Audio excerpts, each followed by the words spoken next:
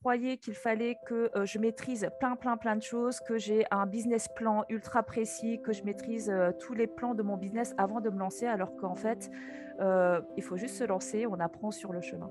Avant Game Entrepreneur, j'avais vraiment la croyance qu'il fallait que j'ai une idée très claire de business pour vraiment me lancer.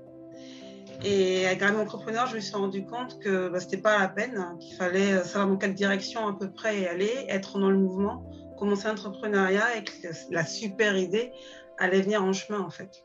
Et là, j'ai des clients sans toujours avoir la super idée en question, mais j'ai un impact sur ces clients-là et c'est très bien. Mais moi, en fait, j'avais toujours été salariée et je n'ai autour de moi que des personnes salariées. Et ça a été très compliqué. Et puis j'avais des freins tout autour de moi, donc je suis allée graduellement en fonctionnant d'abord par mission, et puis ce fait d'avoir pratiqué, d'avoir fait le premier pas, que je suis maintenant à l'aise en tant qu'entrepreneur, et alors plus jamais je ne reviendrai en arrière. Il y a une liberté, donc effectivement il y a des fois encore des petites peurs, et puis ici dans le game on a une super communauté qui nous comprenons bien et qui nous entraînons bien. Vous avez encore des hésitations, allez-y. Et si vous vous sentez appelé, allez-y. J'ai l'impression qu'il fallait tout maîtriser. Et puis j'avais tellement d'idées que je ne savais pas par où partir. Je voulais faire tout en même temps et donc je faisais rien. Et c'est en venant dans le game il est 15 heures. Je trouve qu'avec je trouve qu'avec Cécile, ça m'a bien aidée. Parce que j'étais j'étais canalisée qu'entre nous, on s'aide et on avance. Et voilà, donc maintenant, j'ai mon numéro d'entreprise.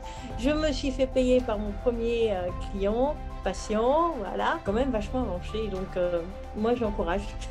Encourage, et ça vaut le coup. Moi, j'avais peur de tout. J'avais peur, oui, de ne pas avoir le chômage si j'avais pas de travail. De faire plein de papiers administratifs et je ne sais quoi. Et en fait, j'étais vraiment arrivée au bout de ce que je pouvais faire dans le salariat.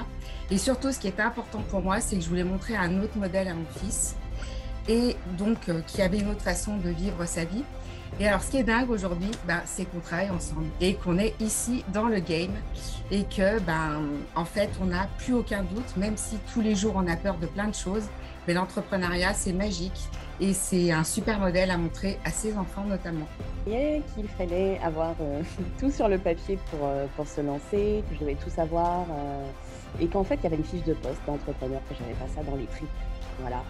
Et en fait, c'est en faisant, simplement en faisant, que j'ai vraiment appris à voir justement ce que j'avais en moi et comment je pouvais me lancer. Et surtout, c'est grâce à l'accompagnement aussi de Game Entrepreneur que j'ai pu structurer un peu tout ça et mettre un peu de clarté. Voilà. Quand j'ai commencé, c'était à peu près l'an dernier maintenant. Je savais pas où j'allais, je savais pas si j'allais y arriver. En fait, j'avais vraiment très peur de rien. J'y suis allée, j'ai continué. Vraiment, l'important, c'est d'avoir une équipe. Et voilà, maintenant j'ai deux employés, ça se passe très bien. Et aujourd'hui, il y a à nouveau des peurs, des challenges à affronter. On y va. Moi, j'avais peur dans l'entrepreneuriat. Je me disais, je suis vachement jeune, j'ai pas d'expérience. Je me jetais un peu dans toutes sortes de formations. C'est-à-dire, j'étais très tourné Shiny Object Syndrome, comme on dit. Et du coup, voilà, cette Game Entrepreneur, ça m'a vraiment aidé à me recentrer, à développer la communication, à vraiment avancer étape par étape et à pas me disperser. Parce que j'avais besoin de me recentrer, je sautais de droite, j'allais de droite à gauche et j'allais dans toutes les directions, et c'est pas ça l'entrepreneuriat. Donc c'est vraiment c'est là où ça m'a vraiment aidé énormément. Moi, j'avais vraiment envie de me lancer dans l'entrepreneuriat, mais sans trop savoir dans quoi exactement. Je me suis lancée dans le game et finalement, avec un peu de recul, là, c'est vraiment la structure des idées qui a été la plus importante. Parce que je pars vraiment dans tous les sens et je pense que s'il n'y avait pas eu cet accompagnement, je serais encore en train de me demander quelle est la centaine de bonnes idées que je lance en premier. Vraiment, la leçon la plus importante que j'ai apprise, c'est faire les choses les unes après les autres. La communauté aide à dépasser ses peurs, aide à échanger, à avancer, on ne se sent pas tout seul.